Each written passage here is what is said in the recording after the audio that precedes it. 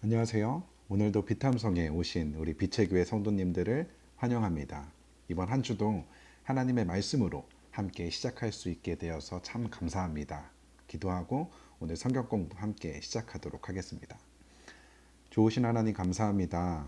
오늘도 저희에게 하루라는 시간을 선물로 주시고 오늘 하루를 나의 생각과 경험을 의지하며 살아가는 것이 아니라 하나님의 말씀을 붙잡고 주님을 의지하며 살아갈 수 있게 하여 주셔서 감사를 드립니다. 특별히 오늘 함께 욥기 말씀을 공부하면서 고통 가운데 있는 우리들이 어떻게 기도를 해야 하는지를 발견하는 시간이 되게 하여 주옵소서. 감사를 드리며 예수님의 이름으로 기도했습니다. 아멘. 네, 오늘은 욥기 3장 전체의 말씀을 함께 공부할 텐데요. 짧게 지난 1장과 2장의 말씀을 복습하는 시간을 갖도록 하겠습니다. 1장에서 욥은 어떤 사람이라고 설명하고 있죠? 1장 1절은 욥은 우스라는 곳에 사는 이방인이었습니다. 그리고 그런 욥은 흠이 없고 정직하였으며 하나님을 경외하며 악을 멀리하는 사람이었다라고 소개되고 있습니다. 그런데 이러한 욥에게 시련이 찾아오게 되는데요. 그는 그의 모든 재산을 잃어버리게 되고 자녀들 또한 한순간에 모두 죽게 되었습니다. 그리고 심지어 욥은 자신의 발바닥부터 정수리까지 악성 종기가 나서 자신의 건강마저 잃어버리게 됩니다. 그리고 이러한 모습을 쭉 지켜보았던 아내마저 그런 욥을 향해 비난 아닌 비난을 하게 됩니다. 이렇게 비참한 상황에 처해 있는 욥에게 세 명의 친구가 찾아오게 되는데요. 그들이 알고 있는 욥과는 정반대의 모습을 하고 있는 욥을 처음에는 알아보지도 못했습니다. 그리고 시간이 지나 겨우 알아차린 욥을 보면서 친구들은 겉옷을 찢어가며 슬퍼하게 됩니다.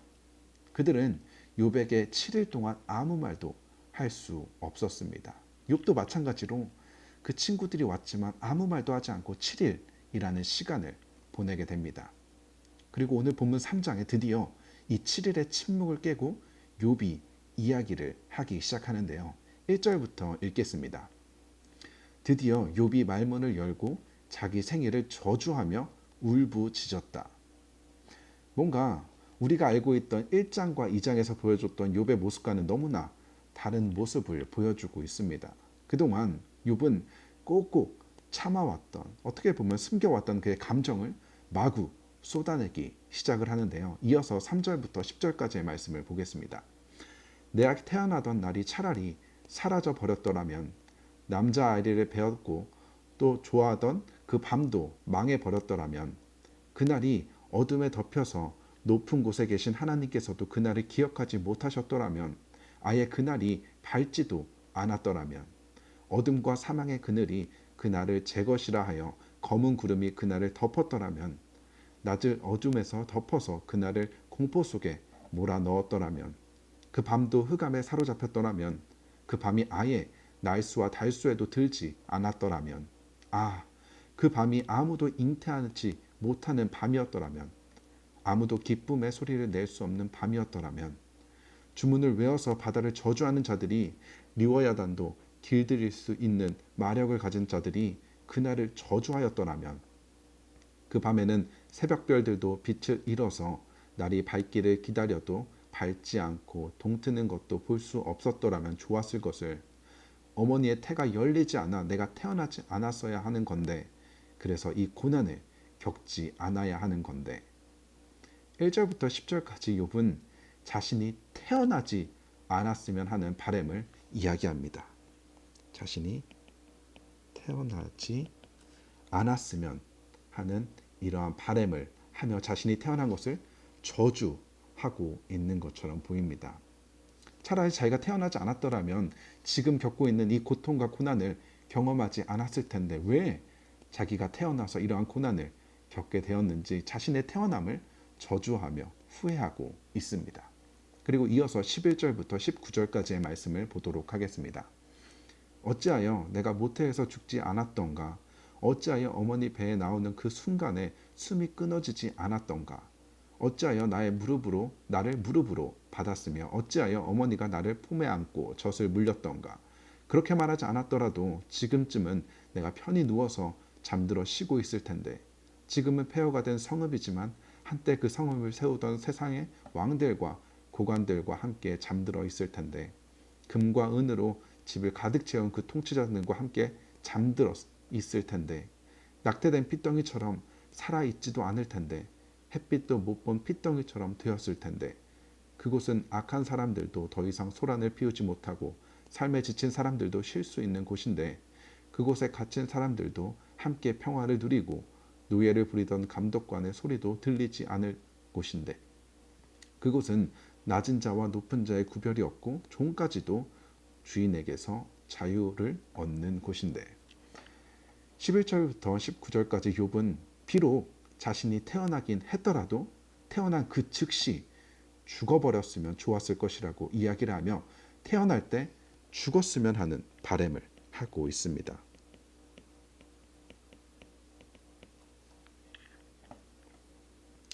저희 교회 연령대가 굉장히 젊어서 그런지 저희 교회는 임신과 출산이 끊이지 않고 계속해서 있게 되는데요.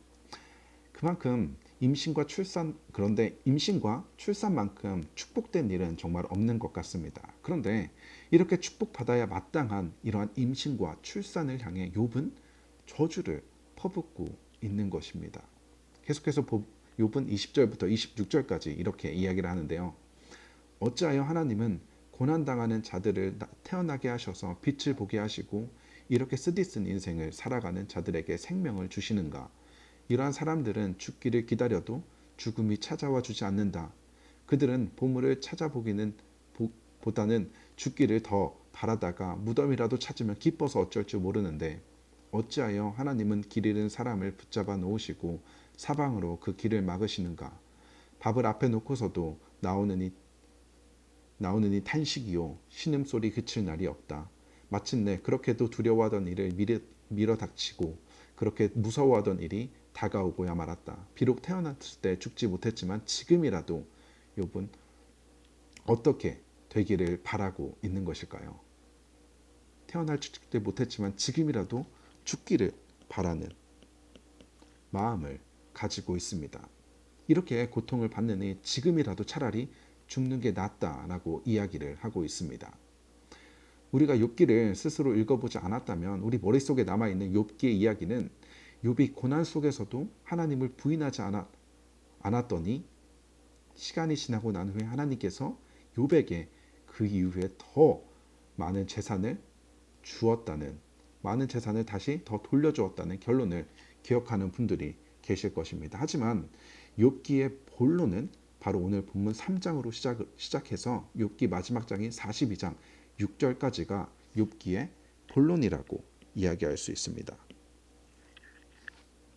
그리고 욥기 1장과 1장은 서론이고 이후에 42장 7절부터 17절까지가 결론입니다.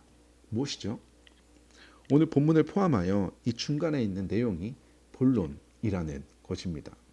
그리고 이 서론과 결론은 문체 자체가 산문체였다라면 본문인 3장부터 42장 6절까지는 시가체, 쉽게 말해서 시의 형식이 적혀진 아예 전혀 다른 문체를 사용되고 있고 너무나 다른 분위기의 내용을 가지고 있다는 것입니다. 특별히 오늘 본문 3장에서는 욥의 연약함이 적나라하게 드러나게 되는데요. 왜 하나님께서는 오늘 욥기 3장으로부터 42장 6절까지의 말씀, 특별히 오늘 본문 3장 말씀을 우리에게 주시고 우리로 하여금 이 말씀을 읽게 하신 것일까요? 그 이유는 바로 하나님께서는 우리의 솔직한 감정을 털어내는 탄식의 기도를 올려들어도 괜찮다는 것입니다. 우리 그리스도인들이 어느새 모두 척척 박사가 되어서 괜찮은 척, 거룩한 척, 아는 척 등등 자신의 감정을 꼭꼭 숨긴 채 살아가며 이러한 사람이 믿음 좋은 사람이라고 생각하고 나의 아픔과 슬픔을 이야기하거나 이러한 탄식과도 같은 불평의 말들을 하나님께 올려드릴 때 사람들은 이러한 사람들을 향해 믿음 없는 사람이라고 손가락질 하기도 한다는 것입니다. 하지만 오늘 말씀을 통해서 하나님께서는 우리의 진실된 기도, 탄식과도 같은 이러한 불평의 기도를 해도 괜찮다라고 이야기하는 것입니다. 하나님께서는 우리의 이러한 솔직한, 우리의 감정을 숨기지 않는 이러한 솔직한 기도를 원하신다는 것입니다. 하나님 나에게 왜 이러시냐고, 왜 나에게 이러한 고난을 허락하셨냐고, 내가 무슨 그런 잘못을 했길래 나에게, 그리고 나의 사업에, 그리고 나의 가족에게 이러한 문제를 허락하시는지 하나님에게 따지듯이 탄식하며 기도해도 괜찮다는 것입니다. 오늘 본문에 어찌하여 why 하나님을 향한 욥의 고백은 십자가 위 예수님의 고백에서도 찾아볼 수 있는데요. 예수님께서는 십자가 위에서 엘리 엘리 라마 사막다니라고 소리를 지르십니다. 이를 번역하면 나의 하나님 어찌하여 나를 버리셨나이까? My God, why have you forsaken me? 어찌하여, why? 하나님이신 예수님께서는 자신이 십자가에서 버림받는 이유를 너무나 잘 알고 계셨습니다. 그럼에도 이러한 고백을 통해 우리의 죄의 고통이 얼마나 큰지를 이야기하는 동시에 만약 우리에게도 이러한 탄식의 기도가 나올 때 하나님께 이러한 기도를 올려드려도 된다는 것입니다. 괜찮은 척, 다 이해되는 척, 우리의 감정을 숨기는 신앙이 아니라 하나님을 향해, 그리고 더 나아가 그리스도의 몸된 우리 형제 자매들 향해 우리의 아픔과 고통을 토해내며 그 안에서 회복을 경험하게 되는 우리 모든 빛의 교회 성도님들이 되셨으면 좋겠습니다. 기도하겠습니다. 하나님 감사합니다. 오늘 말씀을 통하여서 이해할 수 없는 고통 속에 탄식하며 불평을 토해내는 욥의 모습을 발견하게 되었습니다. 어느새 우리의 신앙생활에 있어서 우리의 감정을 드러내는 것이 거룩하지 못하고 믿음 없는 것이라고 잘못 생각했던 우리의 모습들이 있었던 것을 발견하게 되었습니다. 하지만 하나님께서는 우리의 이러한 솔직한 감정을 토해내기를 원하시며 그러한 우리를 회복시키시는 분이라는 것을 기억하며 우리의 마음을 하나님에게 솔직히 올려드릴 수 있는 우리 모든 빛의 교회 성도님들 다 되게 하여 주옵소서. 감사를 드리며 예수님의 이름으로 기도했습니다.